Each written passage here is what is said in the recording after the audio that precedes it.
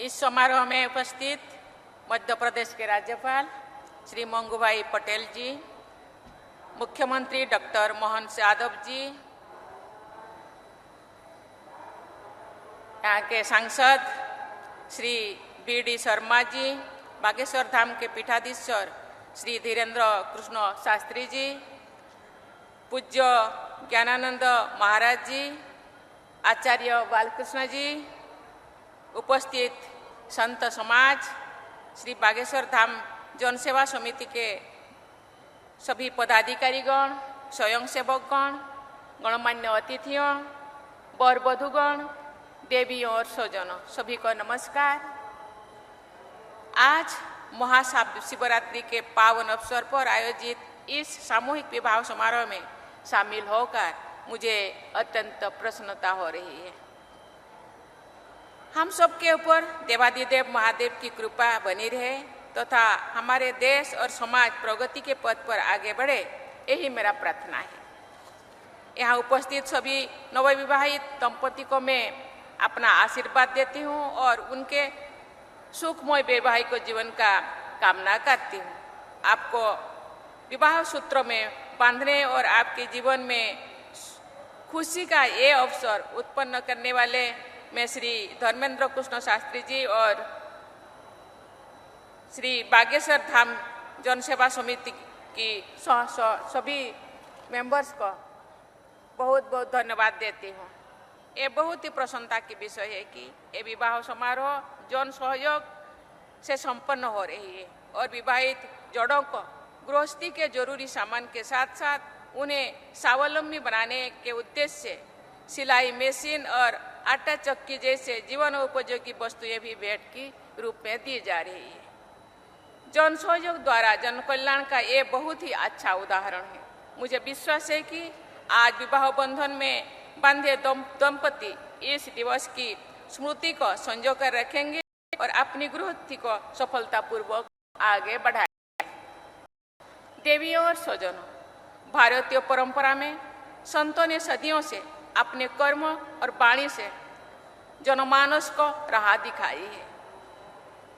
समकालीन समाज में प्राप्त सामाजिक कुरीतियों के विरुद्ध आवाज उठाए हैं। उन्होंने समाज में फैले अंधविश्वासों के बारे में लोगों को जागरूक किया है। छुआछूत और उच्च नीचे भेदभाव को दूर करने की ये सीख दी है।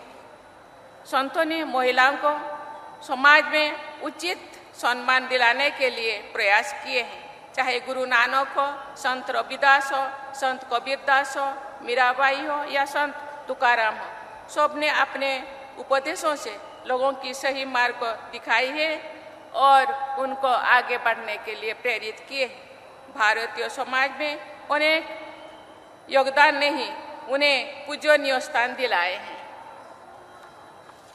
आज जब हमारे देश वुमेन डेवलपमेंट से वुमेन लेड डेवलपमेंट की ओर अग्रसर है, तो समाज के सभी लोगों का कर्तव्य बनता है कि वे बेटियों और बहनों को सबल और सक्षम बनाने में अपना योगदान दें। उनकी शिक्षा, स्वास्थ्य और सुरक्षा पर ध्यान दें। हमारे छोटे छोटे प्रयास हमारी बेटियों को सशक्त बनाएंगे। मैं सभी महिलाओं से भी कहना चाहूँगी कि आप स्वयं को शिक्षित और आत्मनिर्भर बनाने के लिए निरंतर प्रयास करें। जब आप सबल होंगे तो भी हमारा समाज और देश सबल होगा। हमने भारत को वर्ष 2047 तक, जब हम आज़ादी की शताब्दी मनाएंगे, एक विकसित देश बनाने का लक्ष्य रखा है। एक ऐसा भारत जो न केवल आर्थिक रूप से आत्मनिर्भर हो बल्कि सामाजिक समरसता से परिपूर्ण हो, पर्यावरण की दृष्टि से संवेदनशील हो, अपने आध्यात्मिक प्रकाश से विश्व समुदाय को राह दिखाने वाले हो। ऐसे भारत के निर्माण में समकालीन संतों की भी अहम भूमिका है। ये लोगों को सामाजिक एकता बढ़ाने के लिए और पर्यावरण संरक्षण के लिए तथा अपनी ऊर्जा को राष्ट्र निर्माण में लगाने के लिए प्रेरित करते रहते हैं। मेरा मानना है कि हमें अपनी ज्ञान परंपरा को जांचपूर्वक करें और उसके उपयोग अंश को अपना कर अपने उपयोग राष्ट्र निर्माण के और मानव कल्याण के लिए लगाएं। इसी भावना के साथ कार्य करते हुए आगे बढ़ते रहें। इसी कामना के साथ मैं सभी नवविवाहित वर वधुओं को उनके स्वर्णिम भविष्य के लिए मंगल कामना करती हूँ तथा सभी को आशीर्वाद देती हूँ कि उनका वैवाहिक जीवन सुखमय हो और सुख रहे, सुखी रहे और आगे बढ़े। इसी के साथ मैं अपने वाणी को विराम देती हूँ। जय हिंद, सभी को धन्यवाद।